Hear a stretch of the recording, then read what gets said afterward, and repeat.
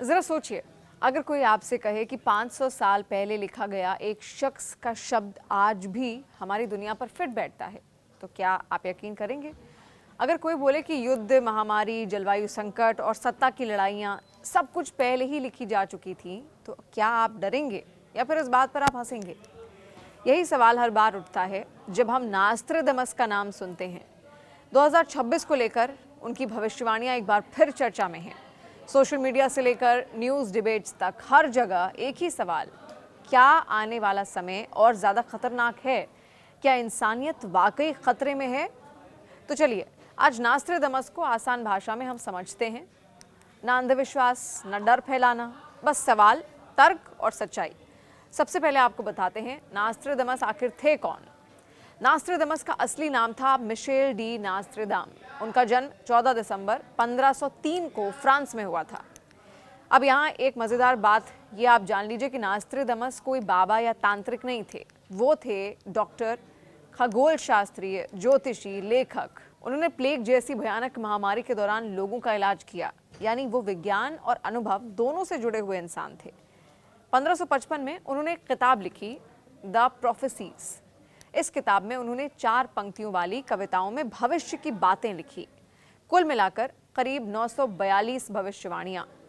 लेकिन उन्होंने भविष्य सीधे भाषा में नहीं लिखा, बल्कि प्रतीक, रहस्यमय शब्द, लैटिन, फ्रेंच और ग्रीक का ये एक मिश्रण था।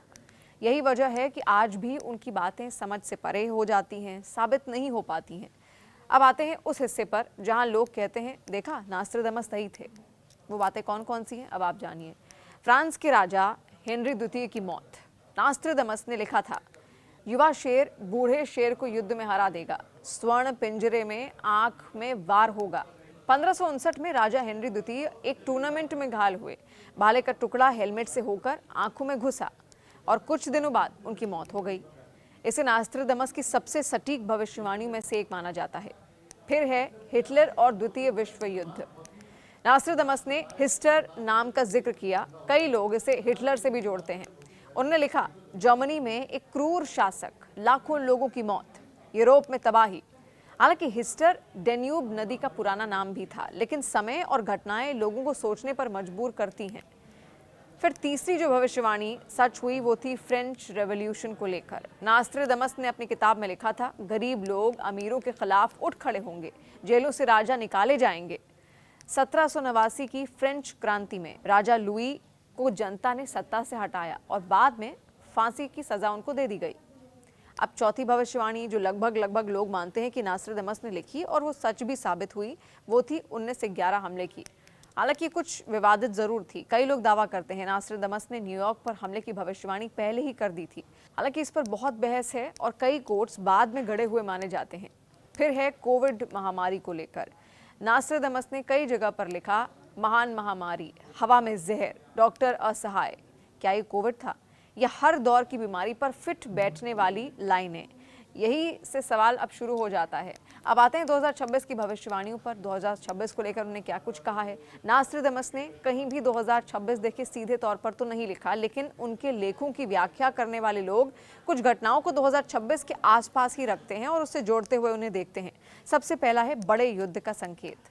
कुछ क्वाड्रिन बताते हैं पूर्व और पश्चिम में टकराव, समुद्र के रास्ते हमला, शक्तिशाली देशों की जंग। लोग इसे जोड़ते हैं रूस, यूक्रेन, चीन, ताइवान, मध्य पूर्व, तमाम इन सब देशों में। क्या 2026 में दुनिया किसी बड़े युद्ध के ओर आगे बढ़ेगी?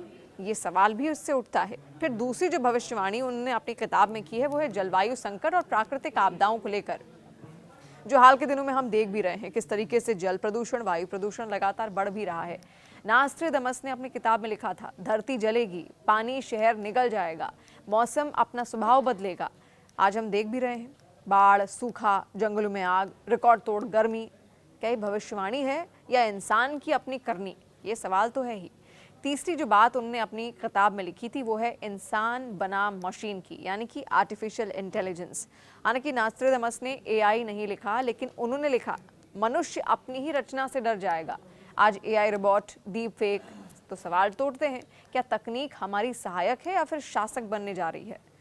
फिर चौथी बात जो वो लिखते हैं, सत्ता का पतन और जनता का गुस्सा। उन्होंने कहा, झूठे नेता, टूटता भरोसा, जनता का विद्रोह, आज सोशल मीडिया, विरोध प्रदर्शन, सरकारों पर अविश्वास, सब कुछ उस तस्वीर से मिलता जुलता लगता ही है। लेकिन एक बहुत बड़ा सवाल ये कि क्या भविष्यवाणी इंसानियत के लिए खतरा है? अब यहाँ जरा रुकिए, यही असली मुद्दा है। डर का बाजार।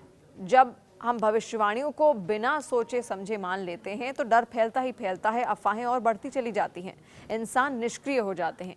जो होना है वो तो होगा ही, ये सोच सबसे बड़ा खतरा है। जिम्मेदारी से भागना। अगर हम कहें युद्ध होगा क्योंकि लिखा है, जलवायु बदलेगी क्योंकि भविष्यवाणी है, तो फिर हम अपनी जिम्मेदारी से बच रहे हैं।